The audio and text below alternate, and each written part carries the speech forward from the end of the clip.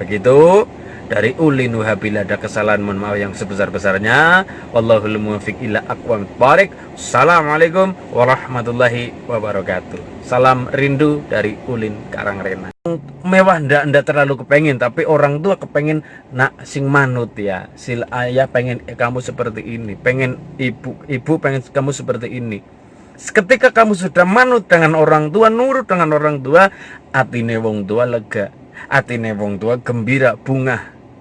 Nek kos kita bisa membagikan orang tua gawe lega bunga orang hati orang tua, maka tidak ada yang bisa menghalangi doa orang tua untukmu. Tidak ada yang bisa menghalangi. Lalu bagaimana dengan keinginan saya? Saya kan punya, misalkan di elektronik, di bisnis apapun silakan. Tapi yang penting kewajiban adalah bahagiakan orang tua. Birrul walidain. Kamu niatkan nuruti orang tua itu untuk birrul walidain.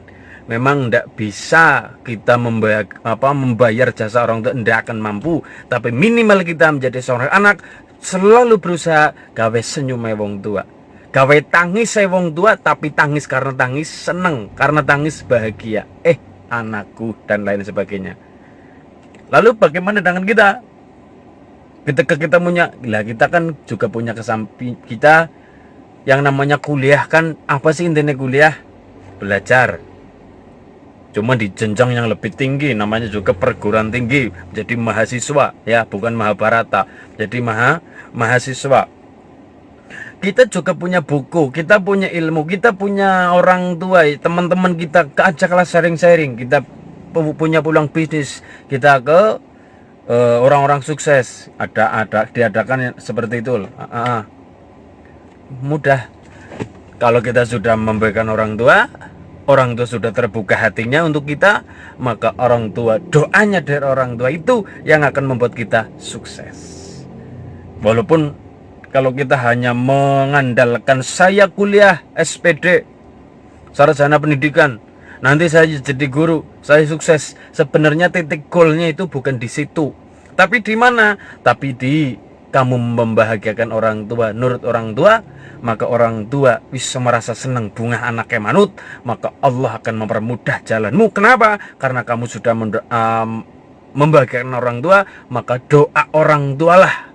Karena kamu mampu membahagiakan mereka, orang tua, di situ titik birrul walidain, doa dari orang tua yang akan menghantarkanmu ke dalam pintu-pintu kesuksesan.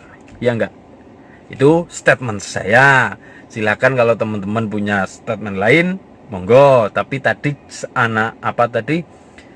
di kampus tadi sama teman-teman adik-adik MA ada yang tanya seperti itu, bagaimana sih? Maka saya jawab seperti itu.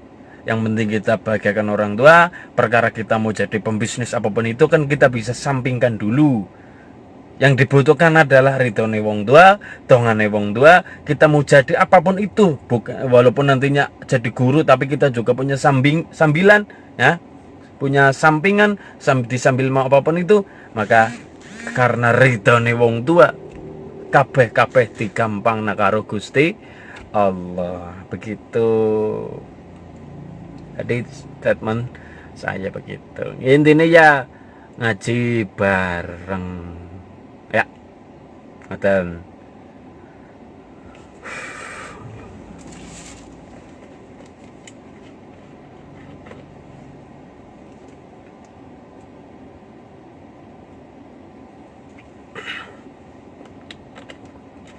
satu lagi,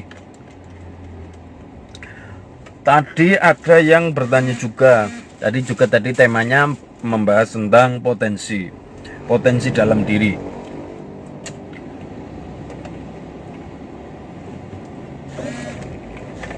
Potensi dalam diri itu, setiap manusia 153 viewers jenengan kabeh itu punya potensi. Setiap bayi lahir ke alam dunia punya potensi, diberi bekal oleh Allah dengan masing-masing bekalnya. Ya. Setiap saya punya, jenengan kabeh jenengan punya. Bagaimana mengetahui sebenarnya potensi dalam diri itu tidak serta-merta langsung diketahui, ndak. Ini potensi saya di sini, ndak. Yang tadi saya sudah katakan, bagaimana sih Mas, bagaimana cara mengembangkan dan mengetahui serta mengembangkan, menggali potensi. Katanya tadi setiap manusia punya potensi. Iya, bagaimana sih cara mengembangkannya? Saya katakan, saben menungsa duwe potensi kabeh. Bayi lahir duwe potensi. Terus bagaimana cara mengembangkannya? Lakukan apapun itu. Kegiatan sama teman-teman, kegiatan dengan teman-teman, kegiatan sosial apapun itu. Kegiatan misalkan ada acara bagi masker, ada acara apapun ini, ataupun diajak kerja untuk pengalaman, diangkat nih. 2, 1, aja wedi kangelan. Yang kedua, aja wedi kelangan. Kenapa saya katakan 1, jangan takut kangelan, jangan takut kesulitan. Yang kedua, jangan takut kehilangan. Ya ora. Jangan takut, ojo wedi kangelan. Saben-saben menungsa ketika mau melangkah pasti saya takut ini nanti gimana ini loh. Justru orang-orang yang sukses adalah mereka yang mau mencoba, bukan mereka yang takut dengan segala resiko. Misalkan jenengan sejak kecil oleh orang tua, jenengan bisa ngadeg jejeg, bisa berdiri, bisa melayu, bisa melaku, bisa ubur-uburan. Apa jenengan lahir langsung melaku, langsung berdiri, langsung kejar-kejaran? Kan enggak. Banyak prosesnya. Tapi secara tidak langsung jenengan sudah wani mateni rasa wedi. Nyata jenengan mau berdiri waktu kecil, berdiri jatuh, ngadeg, berdiri melaku tiba, melaku ngadeg tiba. Tanpa Anda sadari, Anda sudah melawan rasa kemalasan Anda. Coba sekarang kalau jenengan enggak, saya enggak mau seperti itulah. Insya Allah kayaknya sampai saat detik ini pun jenengan karena enggak mau berusaha untuk berdiri waktu kecil berangkang gitu, sampai sekarang pun kayaknya enggak kangelan anggone ngadeg apa maning melayu. Maka ojo wedi kangelan. Nek wani usaha mantep nyawiji, insyaallah Gusti Allah ngerestoni. Sing kedua, aja wedi kelangan. Jer Basuki mawa bea, kabeh-kabeh ada pitukone. Saya ndalang, saya belajar ini waktu di kamar terus. Nulis apapun di kamar, sampai saya korbankan waktu saya untuk teman-teman waktu itu. Yang lain pada main bola, sepak bola, saya di kamar nulis ilmu pewayangan, bikin wayang dan lain sebagainya. Tapi tidak serta-merta saya menjauhi teman-teman, juga tidak. Tapi juga ada celah waktu untuk bersama teman-teman. Tapi di situ juga tetap ada yang saya korbankan waktunya. Setiap sore saya nggak ikut di lapangan bersama teman-teman, tapi saya juga ndak langsung bleng nggak bersama teman, ndak. Jaga kita ya pinter-pinternya kita lah, bagaimana tetap silaturahmi dengan teman-teman dan lain sebagainya. Tapi tetap di situ saya mengorbankan waktu, mengorbankan tenaga dan pikiran. Ketika yang lain enak-enakan, ketika yang lain suka, ketika yang lain seneng dolan waktu itu, maka saya mengorbankan waktu saya untuk nulis wayang dan lain sebagainya. Ya gitu kan.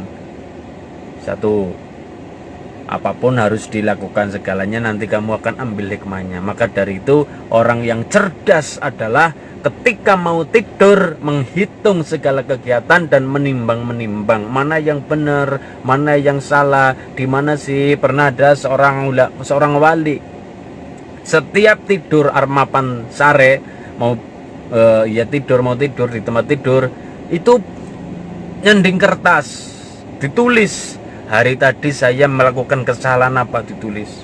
hari tadi saya melakukan kebaikan apa. Jadi diri sendiri itu menjadi malaikat raqib dan atid. Artinya kita bukan menyaingi tugasnya, ndak, tapi di situ kita untuk muhasabah. Kesalahan saya di mana sih? Kebaikan saya di mana sih? Kesalahan dicari agar besok tidak mengulangi, kebaikan dicari agar besok dilakukan agar lebih baik lagi. Itu fungsinya muhasabah,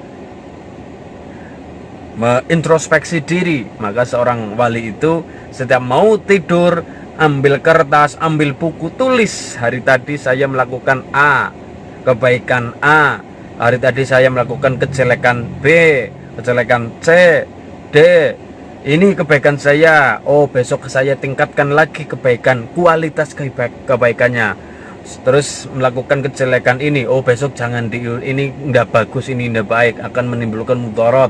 Orang lain juga akan merasa rugi dan lain sebagainya. Maka jangan ini, coret deh, besok jangan diulangi lagi. Terus dilakukan setiap mau tidur. Nah, sudah suatu saat bukunya hilang. Lah ini di mana ini? Nggak ada ini, di mana buku saya, di mana? Setelah ketemu, dibuka, semua tulisannya hilang. Siapa yang menghapus? Allah. Lalu bagaimana? Apa kata malaikat kepada seorang wali itu tadi? Allah sudah mengampuni dosa-dosamu. Kenapa? Karena kehati-hatianmu dalam bermuhasabah, dalam menjaga kebaikanmu, dalam meningkatkan kualitas kebaikanmu, dan serta menjaga kehati-hatianmu dalam menjauhkan diri dalam keburukan dan kejelekan. Kan gitu. Maka satu, menggali potensi. Apapun lakukan, olahraga apapun, jangan merasa ada kemalasan. Jika ada waktu, ada kesempatan menuju kebaikan, menuju kegiatan apapun yang menuju kebaikan, lakukan semua.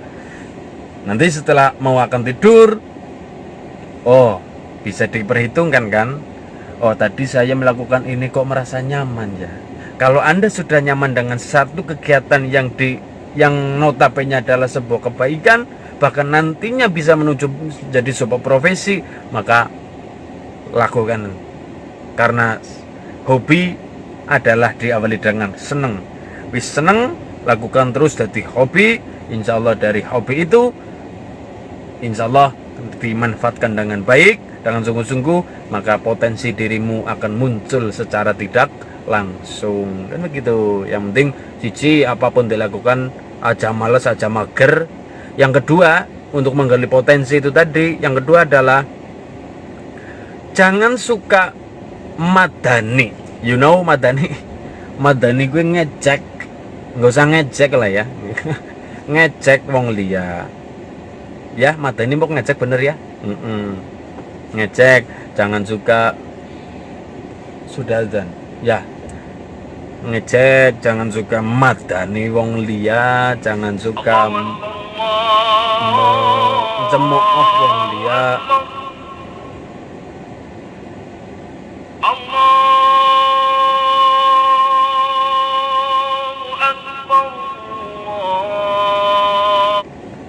Jangan suka mencemooh orang lain. Kenapa?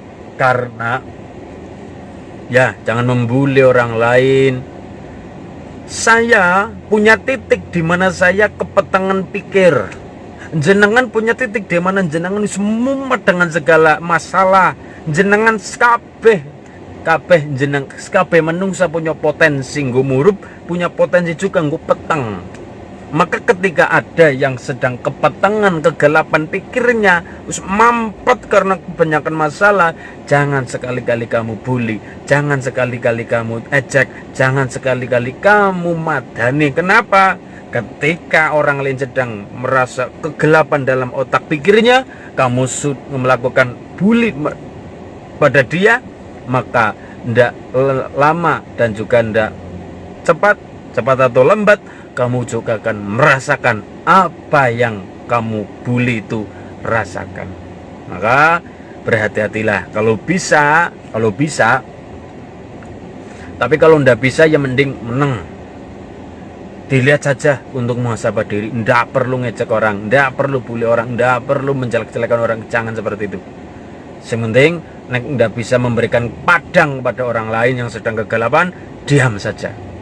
Jadikan diammu itu sebagai muhasabah dirimu selanjutnya. Begitu dari Uli Nuha, bila ada kesalahan mohon maaf yang sebesar-besarnya. Wallahul muwaffiq ila aqwamit thoriq. Assalamualaikum warahmatullahi wabarakatuh. Salam rindu dari Ulin Karangrena. Masya Allah.